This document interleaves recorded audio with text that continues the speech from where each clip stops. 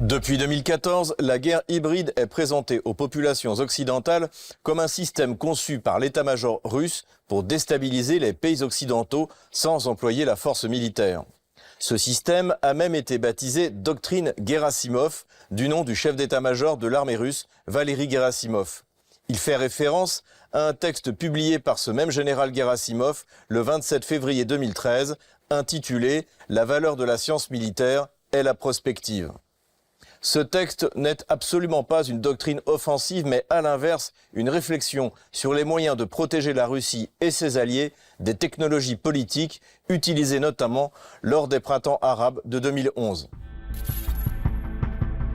Quant aux méthodes de confrontation, l'accent est mis pour une large part sur des mesures politiques, économiques, informationnelles, humanitaires ou tout autre type de mesures non militaires en s'appuyant sur le potentiel de protestation de la population. À cela s'ajoutent des actions militaires furtives comme la guerre de l'information ou des actions de forces d'opération spéciales. Avec le recul des 2 ans de l'opération militaire spéciale, le texte paraît aujourd'hui visionnaire dans le domaine des nouveaux armements déployés désormais par l'OTAN et la Russie. Parmi les évolutions des méthodes actuelles de lutte armée, il y a l'utilisation de systèmes robotiques militaires modernes et la recherche dans le domaine de l'intelligence artificielle. En plus des drones qui volent aujourd'hui, le champ de bataille de demain sera rempli de robots qui marcheront, ramperont, sauteront et voleront. Le général Gerasimov souligne finalement que dans un avenir proche, il sera possible de créer des formations entièrement robotisées capables de mener des opérations de combat indépendantes. Il insiste sur la nécessité pour la pensée militaire russe de s'adapter à cette réalité. Il est important de noter que l'historien britannique Mark Galeotti, qui avait inventé le concept d'une doctrine Gerasimov agressive tournée contre l'Occident, finit par avouer sa manipulation dans la revue américaine Foreign Policy en mars 2018. Je suis désolé d'avoir créé la doctrine Gerasimov. J'ai été le premier à écrire sur la tristement célèbre stratégie militaire russe de haute technologie. Il y a un seul petit problème, elle n'existe pas. Je pense être en droit de le dire, car à mon grand regret, c'est moi qui ai créé ce terme qui depuis lors a vécu sa propre vie destructrice, se frayant maladroitement un chemin dans le monde pour y semer la peur et le dégoût sur son passage. Malgré la confession de Galeotti, les chefs occidentaux continuent à imputer publiquement à la Russie la responsabilité et le déploiement de la guerre hybride. Pour le général de Villiers, ancien chef d'état-major de l'armée française, c'est grâce à la guerre hybride que la Russie a pu s'emparer de la Crimée. En Crimée, la stratégie a consisté à utiliser tous les moyens d'action, y compris la désinformation et les milices para-étatiques. Pourtant, la commission parlementaire ukrainienne chargée de l'enquête avait reconnu que la perte de la Crimée par Kiev était due au ralliement massif des soldats ukrainiens à la Russie. Combien de militaires ukrainiens ne sont pas passés du côté de la Fédération de Russie mais sont revenus dans la partie continentale de l'Ukraine après l'annexion? 2000 hommes sont revenus, principalement des combattants de la garde nationale. Plus de 20 000 personnes ont déserté et sont restées. L'explication par la guerre hybride ne convient pas seulement pour analyser les opérations russes sur le territoire de l'Ukraine, mais aussi pour expliquer les difficultés rencontrées par le gouvernement français en politique intérieure. Récemment, lors d'une interview sur la chaîne française TF1, le président Emmanuel Macron a ouvertement accusé la Russie d'attaques cyber contre le système médical français. Vous avez un régime au Kremlin qui s'est profondément durci en multipliant les attaques informationnelles et cyber, et y compris dans notre quotidien, sur des hôpitaux en France et ailleurs en Europe. De manière générale, les journalistes ou les politiciens français ont de plus en plus tendance à attribuer à la Russie la responsabilité de certains dysfonctionnements ou la propagation de certaines rumeurs sur Internet. On a commenté pendant des semaines les punaises de lit à Paris. Ça a été commenté pendant des semaines dans tous les médias. Le truc est improbable. On parle des punaises de lit.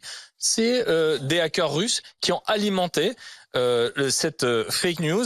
La proximité des Jeux Olympiques fait craindre aux autorités françaises des représailles russes sous forme de guerre hybride en réponse aux livraisons d'armes de Paris vers Kiev. Le ministre des Affaires étrangères français, Stéphane Séjourné, a fait part de ses inquiétudes au micro de France Inter le vendredi 1er mars. C'est que la Russie aujourd'hui nous attaque. Ouais, voilà. Alors, sur le volet informationnel, sur le volet informatique, on est dans une situation de fragilité avec la préparation des élections européennes, avec la préparation des Jeux Olympiques. Pour les autorités russes, fidèles à l'analyse du général Gerasimov, ce n'est pas la Russie qui mène une guerre hybride contre l'Occident, mais c'est elle qui en est victime.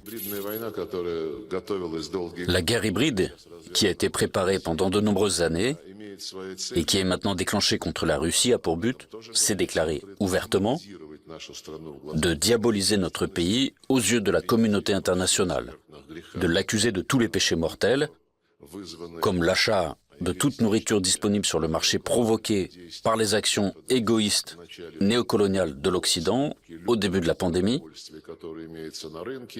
Et le résultat de ces actions a été une grave famine dans un certain nombre de pays les plus pauvres, ce dont la Fédération de Russie est à nouveau accusée. Pour le ministre de la Défense, Sergueï Shoïgu, les moyens de la guerre hybride s'ajoutent à ceux de la guerre réelle sur le théâtre des opérations.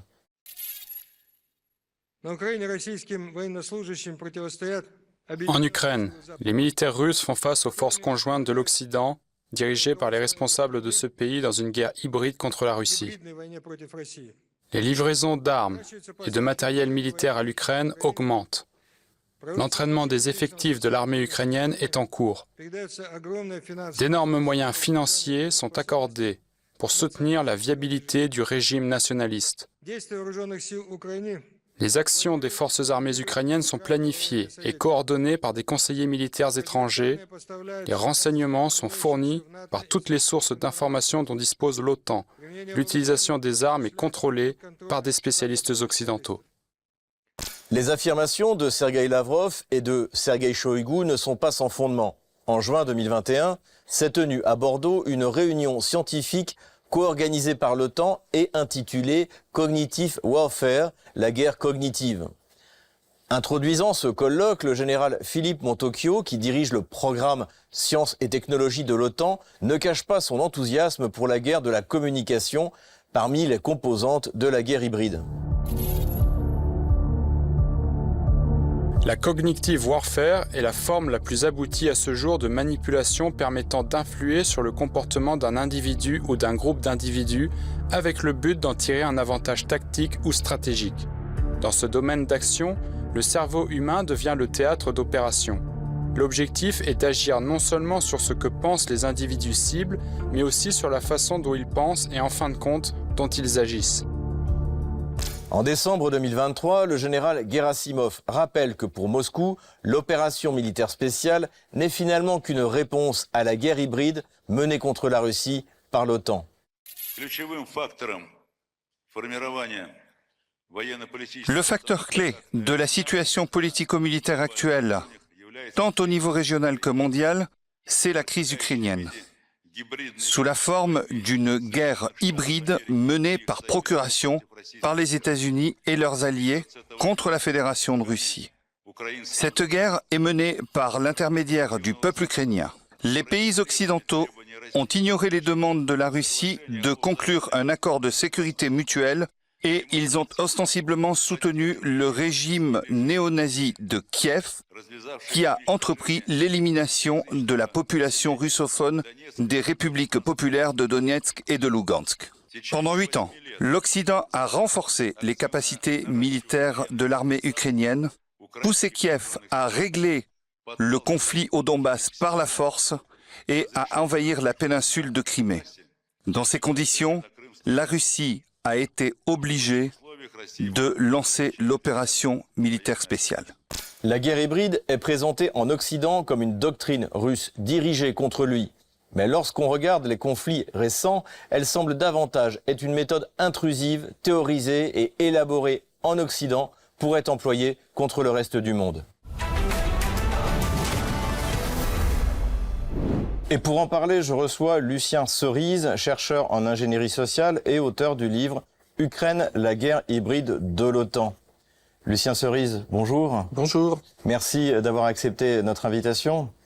Merci pour l'invitation. Et ma première question, évidemment, qu'est-ce que la guerre hybride et qu'est-ce que la guerre hors limite? Donc alors, qu'est-ce que c'est que cette guerre hybride, cette guerre hors limite? Alors, les théoriciens de la guerre distinguent plusieurs générations de la guerre. Donc, la première génération, c'est des soldats qui s'affrontent sur un champ de bataille. La deuxième génération, c'est la guerre de tranchées. Et puis la troisième génération, c'est la blitzkrieg, donc la guerre de mouvement. La quatrième génération implique beaucoup plus les médias. Et la guerre hybride, c'est le terme qui permet finalement de synthétiser tout ça dans une formule simple. C'est-à-dire qu'en fait, c'est toutes les formes de la guerre possibles et imaginables en même temps, comme dirait Macron. Y compris l'affrontement armé. Y compris l'affrontement armé, et on le voit en Ukraine, puisqu'il y a effectivement des opérations des forces conventionnelles, il y a aussi évidemment les forces spéciales, et puis il y a le champ psychologique qui implique les civils. Et en fait, la guerre hybride, c'est l'abolition de la distinction entre civils et militaires. C'est-à-dire que les civils sont militarisés, autant presque que les militaires. Évidemment, ils ne sont pas dans les tranchées, mais d'une certaine manière, le champ de bataille est étendu au domaine médiatique et psychologique. Donc on nous dira que c'est finalement pas si neuf que ça, c'est pas si nouveau que ça, parce que pour soutenir le moral des troupes, il faut que effectivement les civils soutiennent les troupes qui sont au front. Donc à l'arrière, il faut évidemment que les civils aient le moral et soutiennent les troupes qui sont envoyées devant.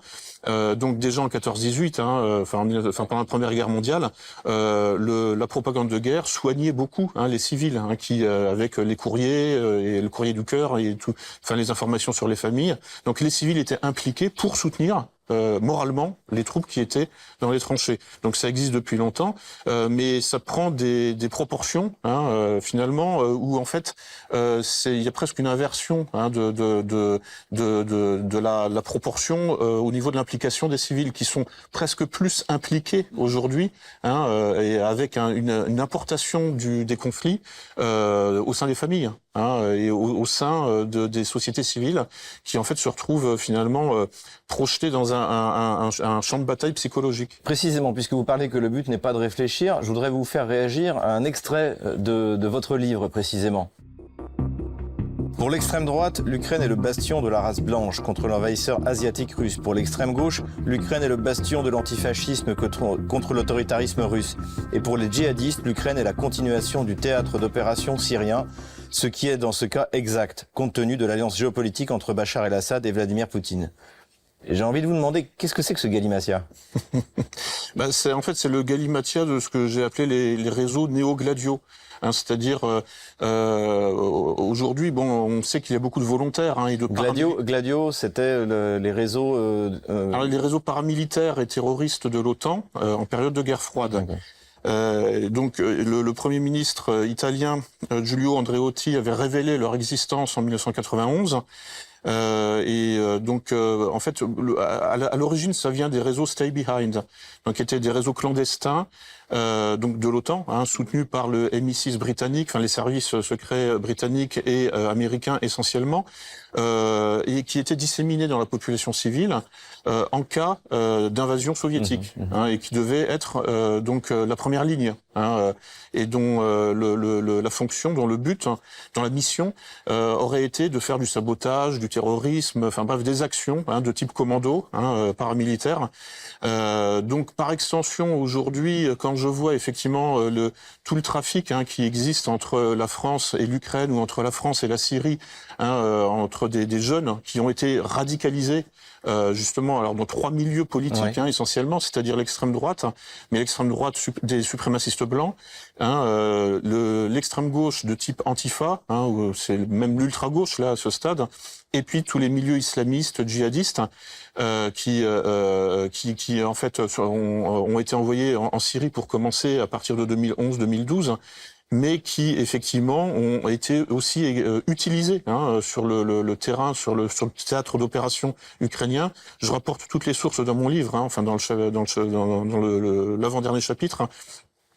Et donc il y avait des bataillons, effectivement, donc de volontaires islamistes, et qui circulaient entre la Syrie et l'Ukraine, en passant par la Turquie. Et puis donc tous ces jeunes gens qu'on peut qualifier d'extrême droite ou d'extrême gauche, parce que c'est dans ces milieux-là qu'ils sont recrutés pour devenir volontaires. Mais comment c'est possible de coordonner des mouvements qui sont idéologiquement quand même assez différents, parce que on voit bien que le but affiché du régime de Kiev, par exemple, actuellement, c'est la mise en place d'une société sur le modèle occidental, donc LGBT, etc. Et d'un autre côté, vous avez des néo-nazis qui sont pour la pureté de la race blanche. Donc comment c'est ça l'ingénierie sociale? Oui, c'est-à-dire que l'ingénierie sociale exploite les biais psychologiques, les biais cognitifs, et notamment le fait que notre attention soit segmentée. Ce qui induit une segmentation de l'opinion publique, une segmentation de l'intelligence collective, qui permet de prendre le contrôle, effectivement, de groupes d'ultra-droite, et de les faire collaborer, travailler, en fait, de les faire converger avec les groupes LGBT ou les groupes de type Femen, par exemple, en fait, qui sont des faux groupes, qui ne sont pas arrivés en fait par émergence spontanée, en fait, ou les Pussy Riots et tous ces groupes activistes qui sont sponsorisés par des ONG occidentales pour semer le désordre, semer la pagaille et faire de l'agite propre, de la subversion. Et donc il suffit en fait de leur désigner un ennemi commun, en l'occurrence la Russie et Poutine, et c'est bon, le tour est joué. Vous pouvez les faire travailler ensemble sur la base d'un anticommunisme. Donc en fait, aux gauchistes, vous leur dites que Poutine est de droite, aux droitards, vous leur dites que Poutine est de gauche. Mais dans les deux cas, on attaque Poutine en tenaille, vous voyez, et la Russie par extension. Est-ce qu'on peut faire un inventaire des différentes technologies politiques qui forment la guerre hybride, ou des technologies en général? Oui, globalement, dans tous les cas, en fait, pour bien comprendre les choses, il faut réduire l'incertitude pour soi et augmenter l'incertitude pour l'ennemi. Augmenter le brouillard de la guerre chez l'ennemi, chez la cible. Et pour cela, il faut utiliser tout l'arsenal des sciences de la gestion, des sciences de la sécurité, des sciences du comportement.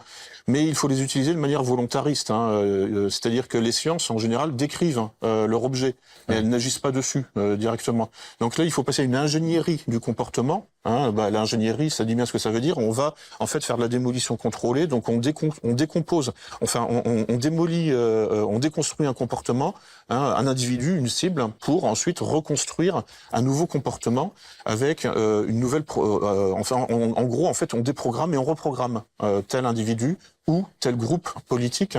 Donc en fait, alors, il y a toutes les méthodes issues du management et du marketing.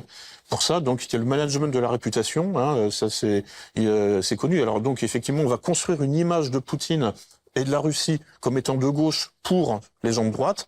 Pour les gens de gauche, on va dire qu'au contraire, non, pas du tout. La Russie et Poutine sont de droite. Histoire en fait de s'adapter à cette segmentation de l'opinion publique. Ce qui aboutit effectivement à un discours globalement incohérent. En tout cas, il y a plusieurs discours qui se chevauchent et qui, en fait, ne se rejoignent pas. Et donc, concernant alors les islamistes, on dira que Bachar el-Assad, par exemple, est un laïcard. Que c'est un mécréant, et puis évidemment la Russie, il faut l'islamiser. Et peu importe que Ramzan Kadyrov soit un patriote russe et qu'il ait les meilleures relations du monde avec Vladimir Poutine, ça on l'oublie. C'est un islamiste pour eux. Il est vendu comme un islamiste. Et précisément là, vous parlez de la Russie. Comment est-ce que la Russie s'est adaptée? Parce que dans votre ouvrage, vous parlez du contrôle réflexif. Est-ce que vous pouvez nous en dire un mot? Alors, donc ça, c'est une méthodologie de type justement ingénierie sociale, qui est l'équivalent de la théorie des jeux, mais dans le monde russe. Donc la théorie des jeux, c'est le calcul des coups de l'adversaire pour anticiper les coups de l'adversaire. Je résume évidemment parce que c'est une nébuleuse. On en finit jamais. Il y a alors le principal penseur du contrôle réflexif, réflexif Noyer ou Pravlenier, Parouski, est un Russe avec un nom français d'ailleurs, Vladimir Lefebvre, qui est mort récemment. Il est mort en 2020, hein, donc il était né en 1936 à Saint-Pétersbourg. Et donc il a produit en fait l'équivalent de la théorie des jeux, mais adapté aux exigences, aux particularités du complexe militaro-industriel russe. Donc il s'agit, c'est une combinaison de calcul des coûts de l'adversaire, par anticipation, et puis de bluff. Hein. En fait, c'est un mélange des échecs et du poker menteur. Donc il s'agit d'envoyer des fausses informations à l'adversaire, justement pour augmenter l'incertitude de son côté. Pardon. Et ce qui permet de le plonger donc en fait dans ce fameux brouillard de la guerre. Le but étant finalement, si possible, d'inhiber totalement son comportement. C'est-à-dire qu'en fait, quand vous plongez un ennemi dans l'incertitude totale, vous le poussez finalement en fait à se recroqueviller en position fétale, en fait parce qu'il ne sait plus ce qu'il faut faire. Hein, c'est comme une souris de laboratoire. Hein, quand vous lui infligez des stimuli, enfin des électrochocs contradictoires, au bout d'un moment en fait elle va se laisser mourir. Donc alors là on revient sur Sun Tzu. Hein, finalement tout ça a déjà été théorisé de manière un peu littéraire par les stratèges chinois, mais il est possible de gagner un combat sans combattre. Hein, si on arrive finalement à pirater le cerveau, pirater l'esprit de notre ennemi en lui faisant croire qu'il a déjà perdu. Hein, donc en augmentant l'incertitude, parce que quand on pense qu'on a perdu, eh bien c'est l'incertitude maximale. Donc en fait, il y a tout un travail qu'il est possible de faire de cette manière-là, en fait, c'est-à-dire pour finalement, en quelque sorte, gagner sans combattre. Hein, c'est un peu le but de toutes ces méthodes-là, qui consistent au moins à handicaper, parasiter l'esprit de l'ennemi, pour l'affaiblir, affaiblir sa détermination, c'est-à-dire en fait faire monter l'entropie sociale de son côté. L'entropie, c'est-à-dire le désordre, l'entropie psychologique ou l'entropie psychosociale, faire monter. Donc c'est les méthodes du chaos contrôlé. Donc il s'agit en fait de faire monter le désordre chez l'autre, mais parce que précisément par effet de vase communicant, ça fera monter l'ordre de mon côté. Et donc ma capacité de prévisibilité. Et donc, en fait, pour augmenter la sécurité de mon territoire, et donc là, on est vraiment sur les théories de la guerre, parce que la guerre, le but, c'est quoi le but d'une guerre? C'est de sanctuariser un territoire, donc de sécuriser un territoire. Pour sécuriser mon territoire, j'ai besoin de mettre en insécurité le territoire de l'ennemi. Et avant son territoire, de mettre en insécurité son esprit. Ma dernière question, Lucien Cerise, on a l'impression, notamment en France, que la guerre hybride russe est surtout utilisée pour cacher des dysfonctionnements au sein de la société. Encore une fois, on citait le discours d'Emmanuel Macron sur les attaques cyber contre les hôpitaux. Qu'est-ce que vous en pensez ? Oui, c'est-à-dire que là, la Russie a été prise. En fait, c'est une sorte de bouc émissaire, d'épouvantail, depuis 2014. C'est-à-dire depuis 2014, on nous demande en France de soutenir l'Ukraine, et on nous demandait de soutenir les révolutionnaires de Maïdan, et on nous demande de haïr la Russie. Donc moi ça m'a radicalisé dans l'autre sens en quelque sorte. Je me suis dit mais pourquoi vous les médias de masse français et occidentaux nous demandent avec une telle insistance? Parce que c'est pas c'est lourd comme demande, comme on nous demandait aussi de haïr Bachar le Boucher entre 2011 et puis récemment finalement. C'est-à-dire que la propagande anti-syrienne s'est calmée depuis quelques années, mais pendant je ne sais combien d'années, c'était du lavage de cerveau 24 heures sur 24. Eh bien, à partir de 2014, et notamment aussi du rattachement de la Crimée à la Russie, c'est devenu de la folie aussi contre la Russie. Et donc, c'est bien commode. Là, finalement, on a un nouvel ennemi. On revient sur les bases de la guerre froide, et on peut rendre cet ennemi responsable de tous nos problèmes. C'est une manière, en fait, de se décharger, d'accuser quelqu'un d'autre, en fait, de trouver finalement un bouc émissaire à tous nos problèmes. Moi, je ne vois rien d'autre que... Simple bouc émissaire. C'est que ça, oui. Merci Lucien Cerise. Merci beaucoup. Je rappelle que vous êtes écrivain et chercheur en ingénierie sociale. Les dirigeants occidentaux comptaient affronter la Russie en utilisant un ensemble de technologies politiques et paramilitaires qui avaient fait leurs preuves en Afrique du Nord et dans certains pays anciennement du bloc soviétique. L'opération militaire spéciale a montré les limites de cette stratégie avec le retour de la guerre de haute intensité. Comme le soulignait le général Gerasimov en 2013, il est très difficile de prédire aujourd'hui la nature de la guerre de demain. C'est la tâche du politique et du militaire. Toute recherche dans le domaine de la science militaire est sans valeur si la théorie militaire n'assure pas une fonction de prospective.